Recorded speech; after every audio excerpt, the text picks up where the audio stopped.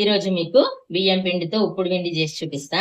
పొడి పొడిలాడేటట్టు చేయాలంటే ఎట్లా చేయను సింపుల్ వేలో చూపిస్తా. నేను ఇట్లాంటి మంచి రెసిపీస్ కోసం నా ఛానల్ కుకింగ్ విత్ సృజనాని సబ్స్క్రైబ్ చేసుకొని ఆ రెసిపీని ఫాలో అవ్వండి. స్టార్ట్ చేద్దామా మరి? దీనికోసం ఒక పెద్ద ఉల్లిపాయని కట్ చేసుకున్నా, ఒక 5-6 పచ్చిమిరపకాయలు, కొంచెం కరివేపాకు, కొంచెం వెల్లుల్లి కొంచెం ఎక్కువ వేస్తేనే మంచిగా ఉంటది.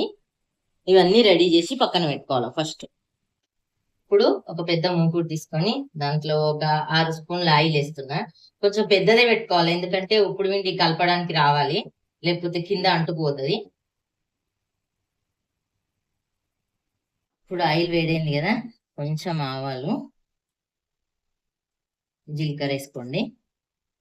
నెక్స్ట్ శనగపప్పు వేస్తున్నా. ఇది బాగుంటది, కొంచెం ఎక్కువనే వేసుకోవాలా.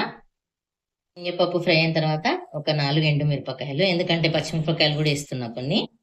ఒక 4 పచ్చిమిరపకాయలు కట్ చేసి కొంచెం కరివేపాకు కూడా వేసుకుంటున్నా. ఈ పచ్చిమిరపకాయలు కూడా మంచిగా ఫ్రై కావాలా.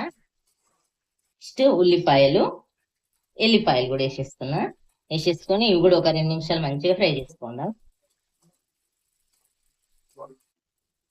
1.5 స్పూన్ ఉప్పు వేస్తున్నా. నేను ఉప్పు వేస్తే తొందరగా ఆనియన్స్ ఫ్రై అయిపోతాయి, అందుకని ఉప్పు వేస్తున్నా ఫస్టే.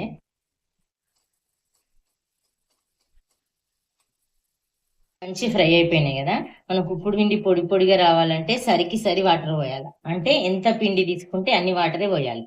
నేను 1.5 గ్లాస్ వాటర్ పోసుకుంటున్నా. పిండి కూడా 1.5 గ్లాస్ వాటరే తీసుకుంటా. ఇప్పుడు ఈ వాటర్ మరిగినాయి కదా, దీంట్లో 1.5 గ్లాస్ పిండి కూడా వేసుకుంటున్నా, బియ్యం పిండి. ఇప్పుడే ఉప్పు సరి చూసుకోండి వాటర్లని, ఎందుకంటే మళ్ళీ పిండి వేసిన తర్వాత ఉప్పు వేస్తే కలవది.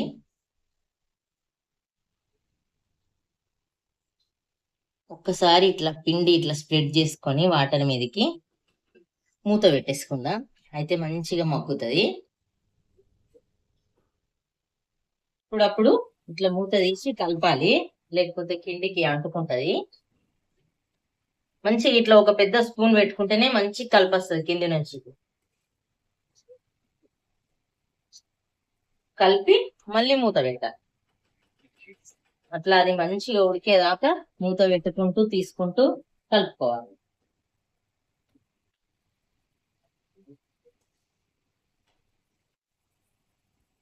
చూడండి పొడి పొడిగా అవుతుంది కదా, మళ్ళీ కలర్ కూడా చేంజ్ అయిపోతుంది, మనకు తెలిసిపోతుంది ఉడికింది. మనం ఇట్లా సరి వాటర్ పోస్తే పొడి పొడిగా అవుతుంది ఉప్పుడు పిండి. ఇది వేడిగా ఉన్నప్పటికంటే చల్లగా అయిన తర్వాతనే మంచిగా ఉంటది. కానీ ఇది సమ్మర్ కదా, నైట్ వరకు మాత్రం ఆగదు, మనం ఉల్లిపాయ వేస్తున్నాం కదా. చూడండి మంచిగా కింది నుంచి కలుపుకుంటూ చేసుకుంటే ఉప్పుడు పిండి రెడీ అయిపోతుంది. పొడి పొడిలాడే ఉప్పుడు పిండి రెడీ అయిపోయింది. దీని ఆవకాయతో సర్వ్ చేసుకుంటే సూపర్ ఉంటది.